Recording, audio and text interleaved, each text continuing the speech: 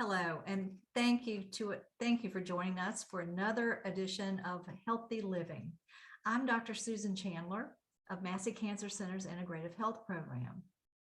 I'm very pleased to introduce to you Dr. Mary Helen Hackney and her presentation, Pearls 2021 Updates in Breast Cancer. Dr. Hackney wears many hats at Massey Cancer Center, but is best known for her care of breast cancer patients, the work she does with Massey's Rural Cancer Program, as well as her quality improvement initiatives and overall cancer care. She's also a strong advocate for supporting the patient experience. She's a doctor, she's an educator, and especially loves it when these roles merge, as they will in just a minute. Dr. Hackney, thank you for sharing your time and your expertise. My pleasure. Thank you for having me. So it's October, it's Breast Health Month. So we're going to talk a little bit about pearls for breast cancer and about updating on breast cancer. I'll tell you a little bit about what pearls are. This again says who I am. I'm Mary Helen Hackney. I'm a medical oncologist, so I do chemotherapy, survivorship, long-term care of women with breast cancer in particular. Pearls. In the medical world, pearls are little bits of useful information. Each are important on their own, but when you string them together, really become even more valuable. So we're going to talk about some of these little things that are happening with breast cancer.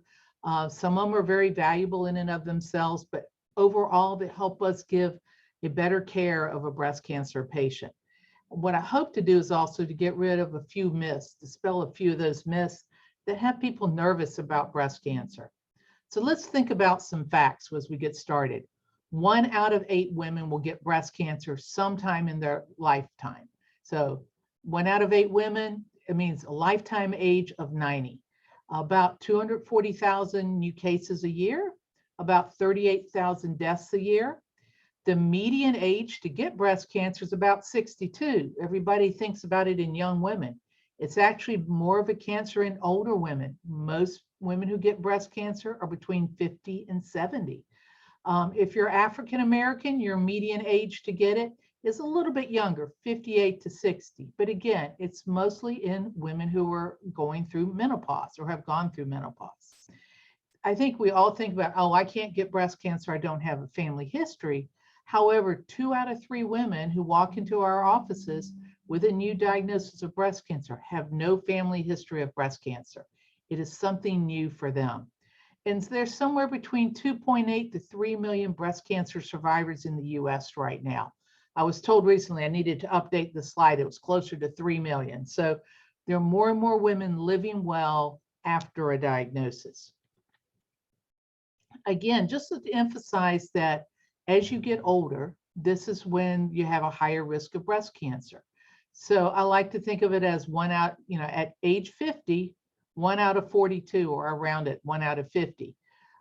Again, that age 60 to 70, that's really our big time for where we see most breast cancer. Now, a lot of people, talk about genetic testing. We talk about, how do we know if we carry a gene? Remember, as I said, in the very last line here says, only 5 or 10 women out of 100 who have breast cancer have a gene. But genetic testing is available. And if you know your family history, if you have a personal history of breast cancer, a personal history of ovarian cancer, if in your family you see ovarian cancer, breast cancer, prostate cancer, pancreatic cancer, particularly cancers that are occurring earlier than age 60, then maybe you need to have genetic testing. The panel that we do now for looking at the genes is much different than it was 15, 20 years ago. Rather than just looking at the BRCA1 and 2 gene, or the BRCA genes, as many of us call that, we know those are associated with a high risk of breast cancer. Rather than looking at those, we look at 30 different genes now that might also influence the higher risk of brain tumors or higher risk of colon cancer. So there's a much broader group. And it's one of the few things that the cost of the testing has actually dropped. Now, not many things have had costs drop, but this is one thing that has dropped. So it can be a blood test, it can be a saliva test. What we suggest in the cancer world is that if you're going to get genetic testing about a cancer risk, is that you meet with a genetic counselor first to understand what you're going to do with that information. That's important. If you have a gene, what do you do? Do you go get surgery? Do you get difference in your screening? So get the information and do think about it. Half the battle is just sharing your family history, because family history can really make a difference. Now, how do we think about, having all those 3 million breast cancer survivors? Well, the one test that we know makes people live longer from breast cancer is mammography. We know that mammograms detect breast cancer earlier. When you detect breast cancer earlier, you're less likely to die of it. Now, people worry about mammograms. They say it hurts too much. Well, if it does, talk to the tech and say, I've not had a good experience, help me here. But I look at it, 2 minutes on each breast to save your life. I think that's a bargain. And once a year is the current standard.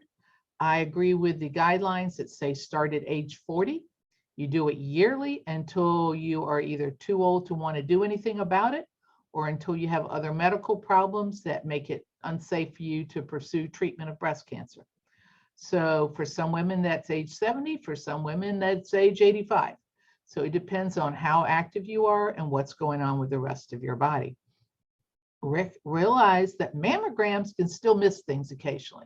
So if you find a lump that you're uncertain about and it is persistent, it's not going away, then get it checked out. If you go see one physician and they kind of wave you off, go get a second physician to take a look at it. Most often I recommend for breast lumps that you see a breast surgeon. And we're fortunate in our greater Richmond community to have many good breast surgeons in this area. But again, mammograms can miss a few things because they are still black and white. If you find something with your fingers that feels different, get it checked out. Also remember that your mammogram only is the picture of the day, okay? It doesn't tell me what you're going to look like in 3 months. So if your mammogram is good, but in 3 or 4 months from now, you find a lump, you still got to go get it checked out. You can't go, oh, my mammogram was good, this can't be anything. Something is different, get it checked out.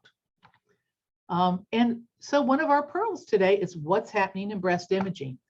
And one of the other things I thought about using for pearls today is there's an article out there that says 10 top things that have happened in breast cancer in the past year or so. So we're going to talk, a lot of those things are incorporated in this talk.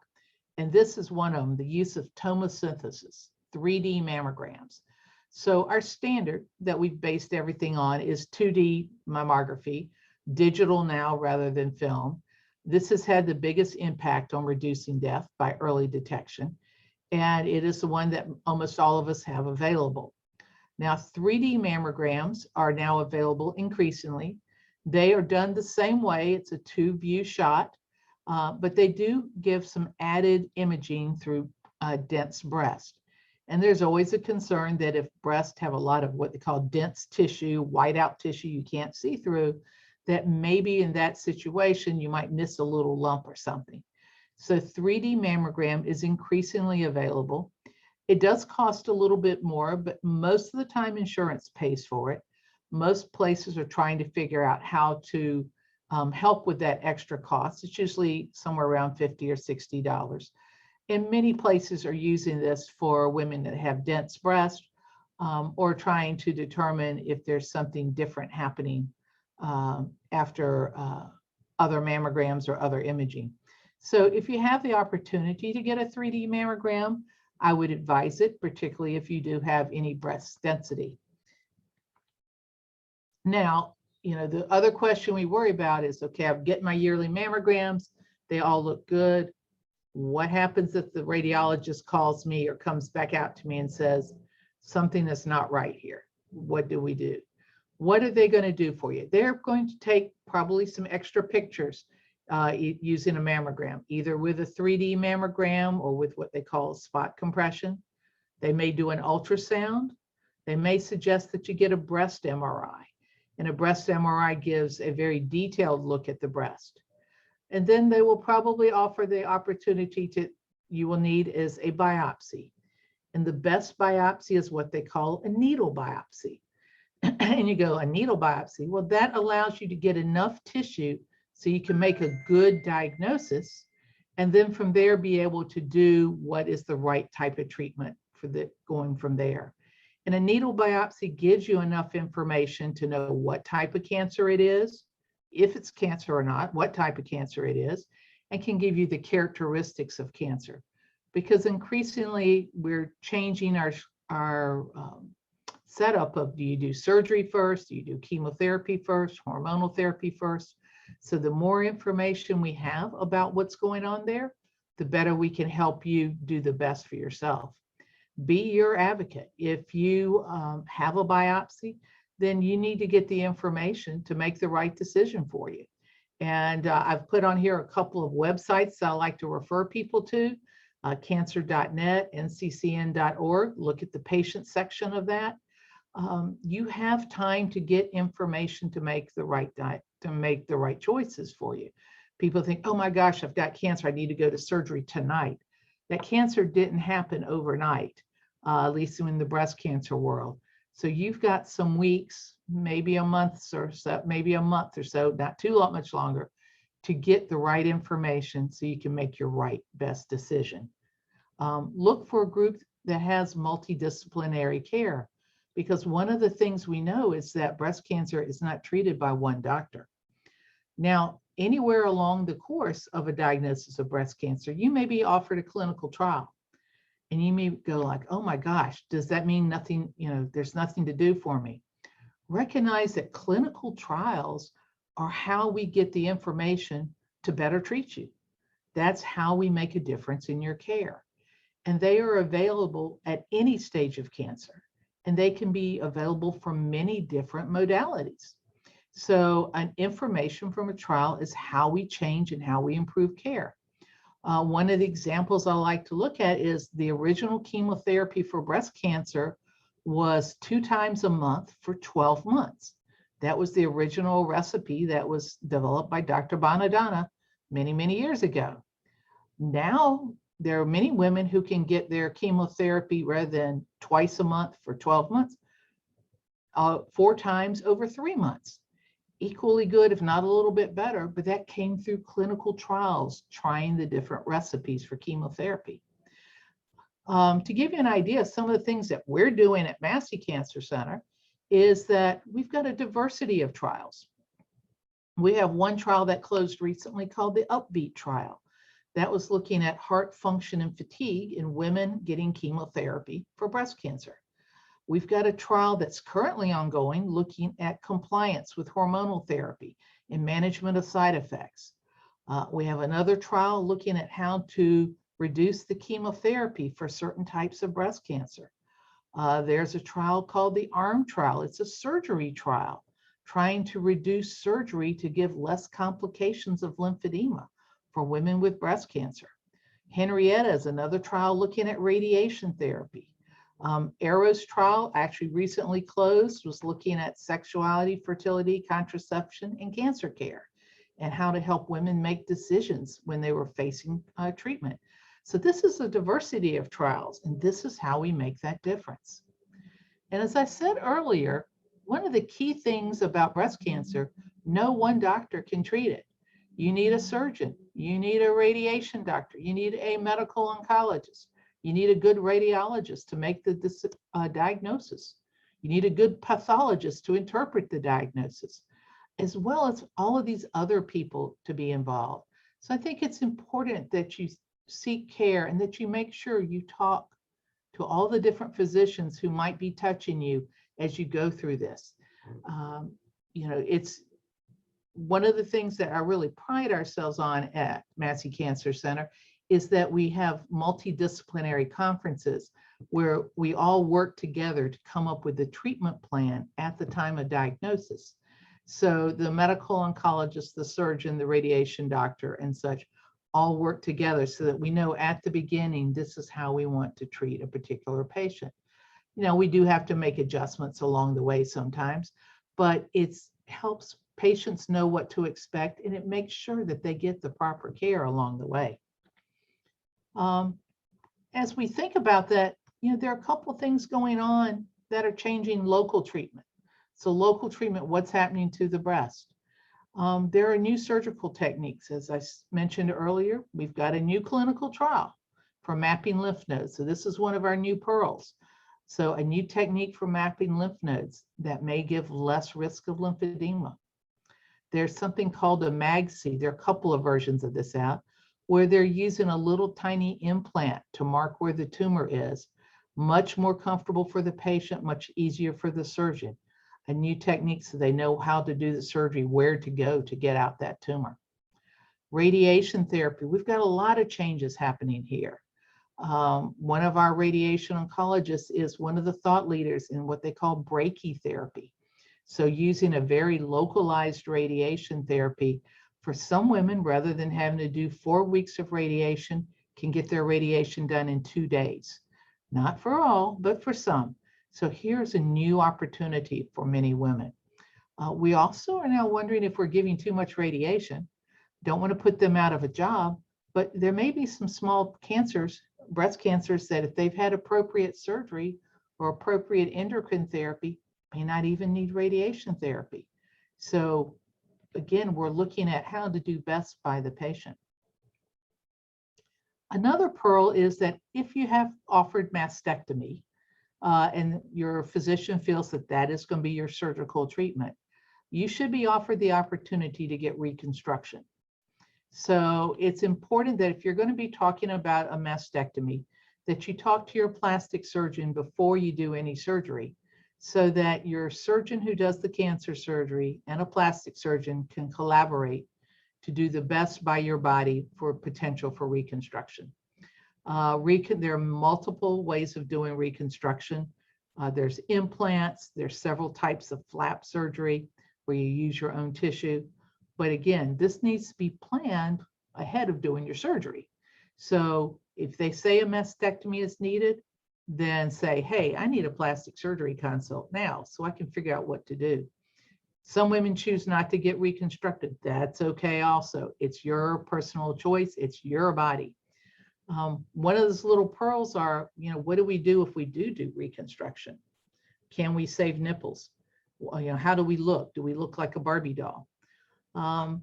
Nipple sparing mastectomies are increasingly used where they are able to save the nipple for cosmetic reasons, but it's not appropriate for everyone and doesn't always work. So that's one of the new pearls is, can you get nipple sparing mastectomies? If you can't, and they do need to take the nipples off, there are ways that you can mimic a nipple, at least visually. And there are tattoos, and there are several tattoo artists that focus on this, that do a tattoo that looks amazingly like a nipple. There are rub-ons and silicone glue-ons that look like nipples, and they can last for up to several weeks at a time. In the I won't say olden days, in the past, we sometimes used to do skin grafts. Occasionally that is still done, but not quite the way it used to be done in the past. But that can also give the appearance of a nipple. So again, the goal is to make you feel good and look good about yourself. And again, as I've said, just to reemphasize, talk to your surgeons, talk to your plastic surgeon earlier. Now you say, I think I am going to get reconstructed. I do need a mastectomy. Maybe you're small bosomed and there wouldn't be much left if you did a lumpectomy. How do you make it so that you can get your breast surgery with the best result? Well, let's think about a couple of things. Don't smoke. That compromises your breast reconstruction surgery because it's such tiny blood vessels they have to reconnect. So smoking compromises it. Now, I don't want you to smoke anyway from good health perspective, but this is truly one of the times you don't smoke. You want to try to be appropriate weight, not too fat, not too thin, so they can get the best reconstruction outcome. Implants oftentimes feel a little bit funny for some months afterwards. You tend to get used to them over time. There are several different flap surgeries available. They use your own tissue, but they have a little bit longer recovery. And as I said in the previous slide, there are several ways they can approach nipples. One of the challenges sometimes after any reconstruction surgery is just a little bit of discomfort from having all of these cuts on your body. Those do get better over time. Now, many women choose not to get mastectomy, and it's appropriate. They get a segmental or just a lumpectomy. There are a couple of things you need to know about in terms of that as well. Sometimes the breast that has a lumpectomy and radiation may shrink a little bit. I sometimes call it a little perkier. It oftentimes will not gain weight. The breast that did not get radiation may get larger if you gain weight. Often it's important for people to know that they do get a size difference, that you can get measured for specialty bras and get an insert to even out the sizes. You want to look good, you want to feel good. You know, some people will get a mastectomy without reconstruction. I always tell people you got to watch your posture, make sure you're staying straight after you've had that kind of surgery. And you want to get a proper bra and prosthesis fitting. And there are several places that specialize in that. So you can wear your clothes and again, feel good. You can always stay flat, that's not a problem, but make sure that you keep your posture up. Many insurance companies will help cover bras and prosthesis, whether it be for a segmental mastectomy or whether it'll be for a total mastectomy. Many communities have stores that specialize or have fitters. There are several catalogs available, and any medical provider can write you a prescription for post-surgical bras and prosthesis. Those prescriptions are usually good for a year, and there's even special ones if you swim or do athletics that can handle water a little bit easier. So do think about that if you're trying to look good and feel good. Now let's talk a little bit about systemic therapies, because this is where there's tons of research going on, and we're trying to make a difference in what we give patients.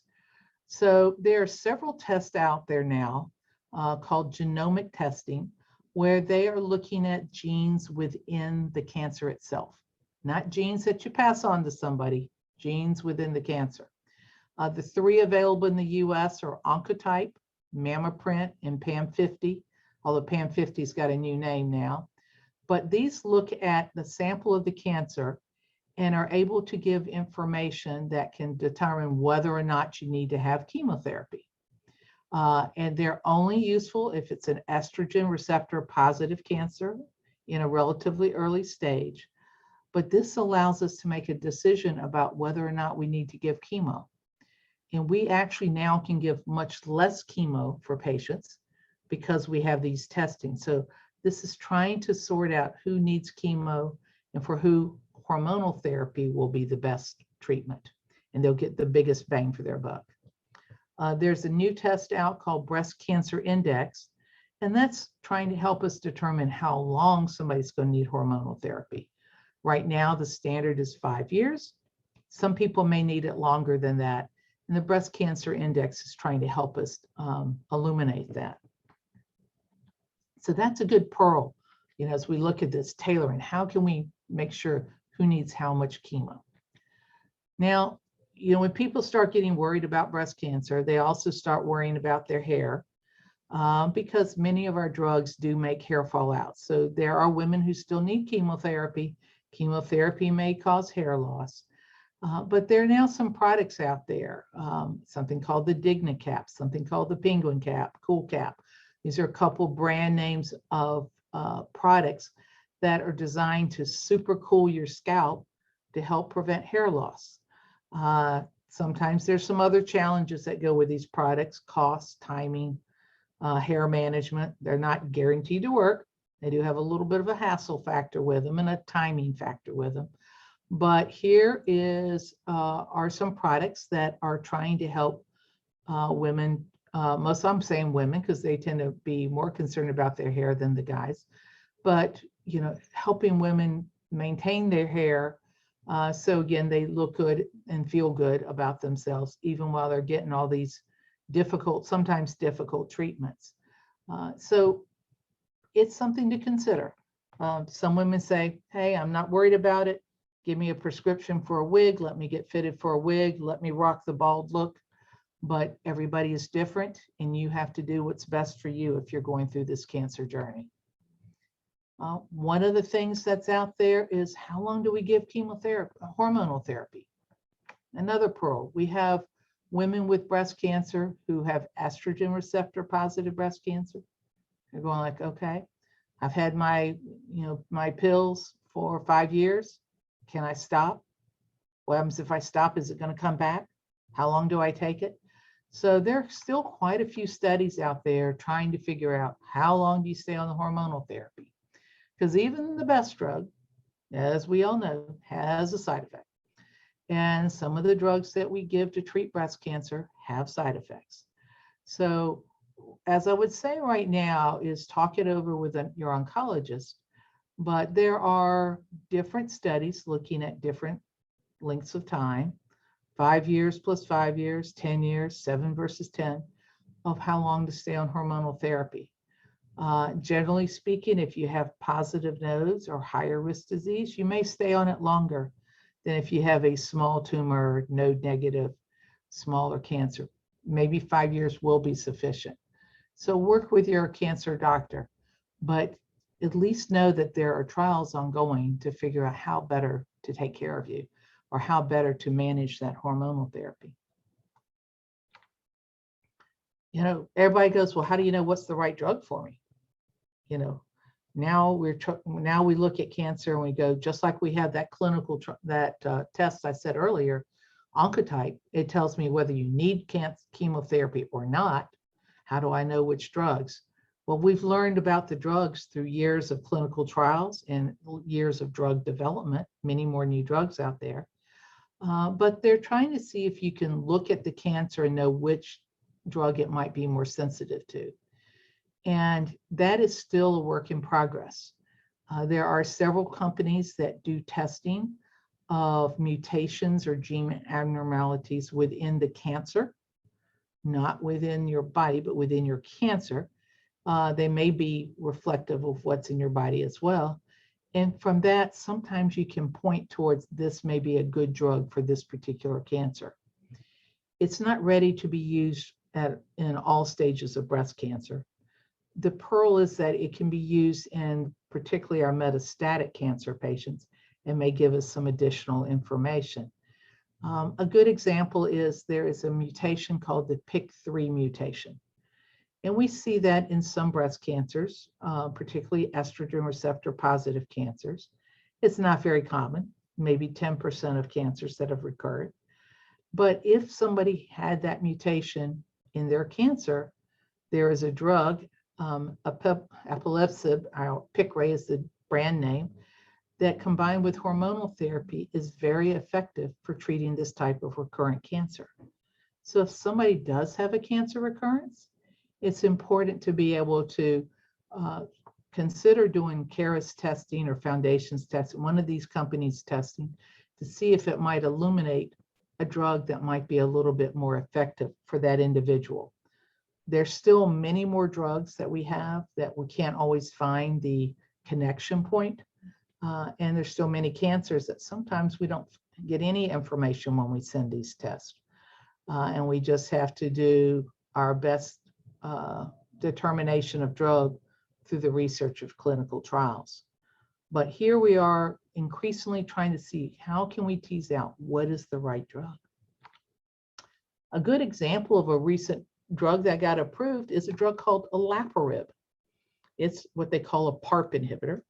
It has been approved for treating metastatic ovarian cancer and metastatic breast cancer for patients with BRCA mutations for quite a few years now.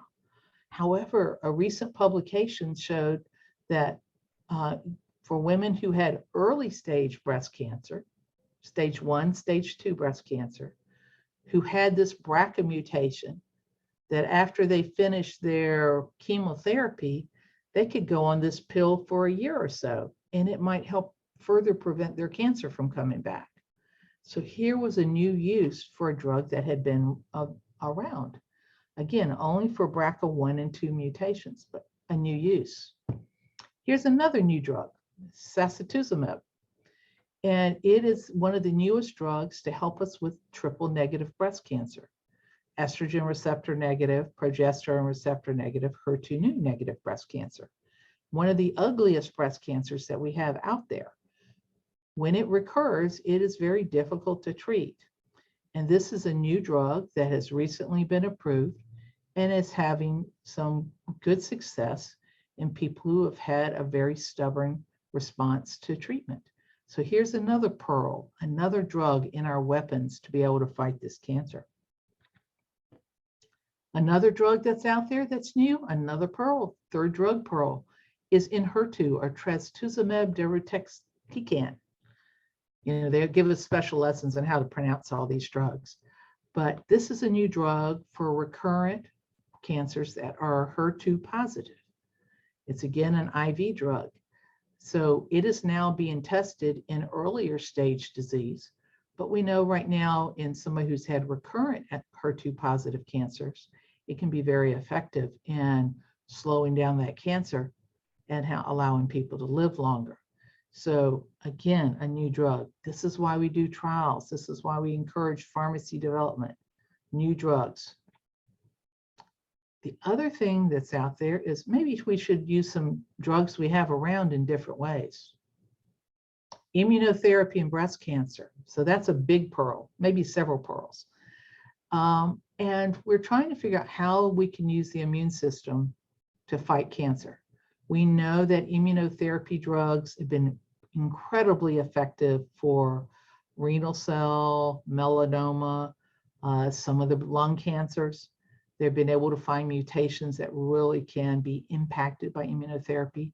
And it's been a little bit tougher with breast cancer. There are a lot of different triggers to making breast cancer happen. But pembrolizumab is a drug that is currently approved for lung cancer and several other drugs. You may recognize it from television as Keytruda. Pembrolizumab is the generic name. And we're recognizing that adding it to chemotherapy for women with triple negative breast cancer may give them some added benefit. They're looking at trying to determine what is the best schema. Do we do it before with chemotherapy? Do we do it after they've had their surgery? Do we do it concurrently? But probably giving it for a year or 2 years, at least 1 year, as of right now, might add some benefit for this particularly difficult disease. We had another drug that called atezolizumab. We thought we had some good promise there. However, they just removed it. The pharmacy company just pulled it back because the data for looking at it with breast cancer was not as good as we thought it was going to be. So they've pulled back on that. So we know there's some opportunity for immune therapy, but recognize that even if you're using immunotherapy, it's not always benign. There can be some significant side effects from using immunotherapy, sometimes just as severe as with chemo. But again, we watch it, we follow it, and we're looking for more opportunities. Everybody wants to know, how can you tell me it's gone? How do we know the cancer is gone? There's no great tumor marker for breast cancer yet. We work and we work. The ones we have now, CA27, 29, CEA, are not specific enough or sensitive enough to use for screening. They're looking at circulating tumor cells. Maybe one of these days, they're looking at some other products, circulating DNA, not yet ready for general use, but people are trying to figure out ways to tell if the cancer's back sooner. Not there yet. This is sort of a little pearl, that people are looking at this for research purposes. How do we detect, people say, can I get routine scans, routine PET scans? When we look at all these scans, that tells us the picture of the day. They are not predictive of the future. And they really haven't found that regular CT scans or PET scans, particularly in early stage disease, stage 1 or 2 disease, early stage 3, really impact women living a longer time. If somebody has a problem, we'll do whatever imaging needs to be done when they have a problem. But if you're going to live 15 or 20 years or 40 years, how often do you do scans? And that always becomes the difficult question. Now, let's say you've had breast cancer. Let's say you're a survivor. Let's say you don't want to get breast cancer. You want to stay a survivor without cancer. How are we going to help? We can't change that we're female. We can't change that we're getting older. But we do have some lifestyle things that might make a difference, not just for breast cancer, but for other cancers. So we want to look at wellness. And that is a combination of everything. I like this slide because we're putting fitness and nutrition and attitude and healthcare all together for that one big part of wellness. We know that diet and obesity influence breast cancer. Obesity increases the risk of recurrent breast cancer as well as other cancers. For women, one of the biggest cancers that obesity increases is the risk of endometrial cancer. So trying to control weight after menopause is important. It's also more difficult after menopause, but it's an increasing piece that we need to work on. Poor blood sugar control may influence the risk of cancer by contributing to an inflammatory state. And we know that increased obesity might actually increase mortality from breast cancer down the road. It also certainly increases some of the complications. We have more trouble with reconstruction. We have more risk of lymphedema if somebody gains weight. So it's important to look at weight control here. So there are a lot of studies out there. They're looking at exercise, weight control, body mass, how much fat to muscle ratio, all of these things, and trying to tease it out. But if you put diet control, obesity control, blood sugar control all together, it's good for your health. It's good for reducing your risk of breast cancer. There are actually several trials that have been looking at helping women reduce weight after breast cancer. One of them that was at a national trial we were part of called the Be Well trial has closed. They're now analyzing the data, so we'll see what that shows. But you know, it looks like people who can help control weight are going to do better. Everybody wants that magic diet. You know, can we find something that says, hey, I can do this and I won't get cancer? We haven't found the magic anti-cancer diet. But really what the anti-cancer diet is a good healthy diet. You want fruits, vegetables, grains, lower fat, good proteins. You don't want to smoke, okay? I left it off the slide. I don't know how I did. No tobacco. There's not a good tobacco. No smoking. People have looked at all kinds of supplements, vitamins, immune boosters. You're going to do better by exercising, getting good sleep, eating a well-balanced diet. There's no one supplement that's any better than any other. The one thing that some people might need is vitamin D for their bone health. And many women in this latitude do need to add that. But, you know, you can take, I tell people a stalk of broccoli is much healthier than a capsule of broccoli. You know, eat the stalk of broccoli, you get the fiber, the broccoli, the joy of eating. And, you know, don't do the capsule of dehydrated broccoli. That doesn't make good sense. Another lifestyle thing we can control is alcohol consumption. And women should consume 1 or less alcoholic beverages per day if they're going to consume. If we consume more than that, we start to increase our risk. So limit alcohol consumption. There's been a lot of discussion about soy products, but overall they're safe. They're part of a healthy diet, particularly if they're in a whole bean form, such as tofu, edamame. But, you know, think about eating well and as again, healthy proteins. And we got to move. We got to exercise. That helps with your blood sugar control. It helps with your blood pressure control. It helps with fatigue management. It helps with sleep. It's good for your other conditions like diabetes and high blood pressure. You got to move. And some of the side effects of chemotherapy are better with moving. So all of these things, the current guidelines are 30 minutes a day, every day. So no days off. So you got to move. It really helps you feel good and feel better. And then let's remember, we've been talking about breast cancer, but just because you've had one breast cancer doesn't mean you can't get another breast cancer. And particularly with COVID, some people have put off their screenings.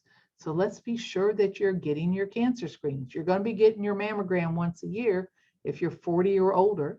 If you had breast cancer in your family in younger ages, you might be starting in your 30s, but at least by age 40. But let's not forget about colon cancer. They're now suggesting starting the screening at age 45. It used to be 50. But unless you have it in, if you have it in younger family members, maybe it'll be even earlier. but definitely by age 45, get your colon cancer screening done.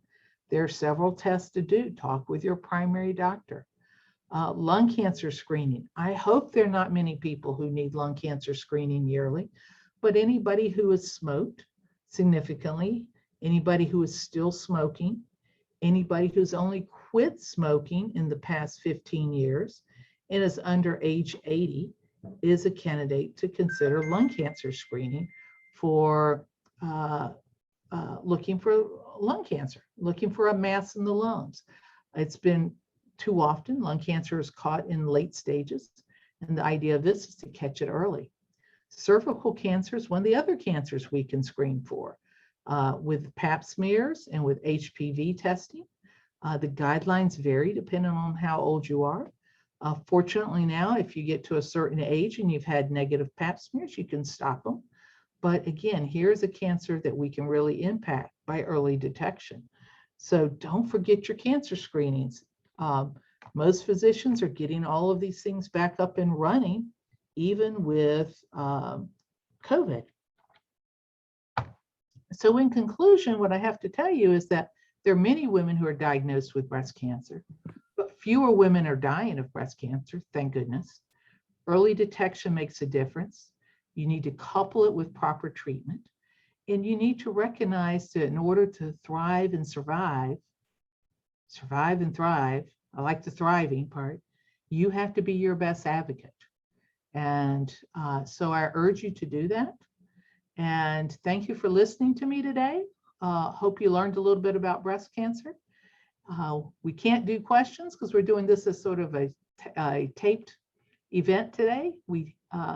But we do have great access. And I'm going to turn this over to Susan Chandler, who opened us up, and she'll tell a little bit more about if you need more information. Thank you again.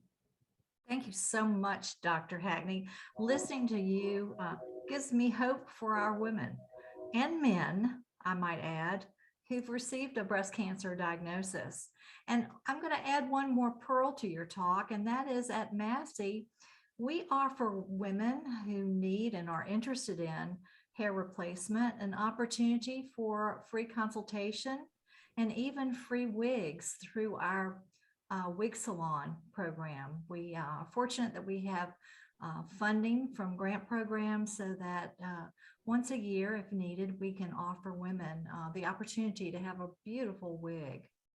And I might add, expertly fitted by our cosmetologist.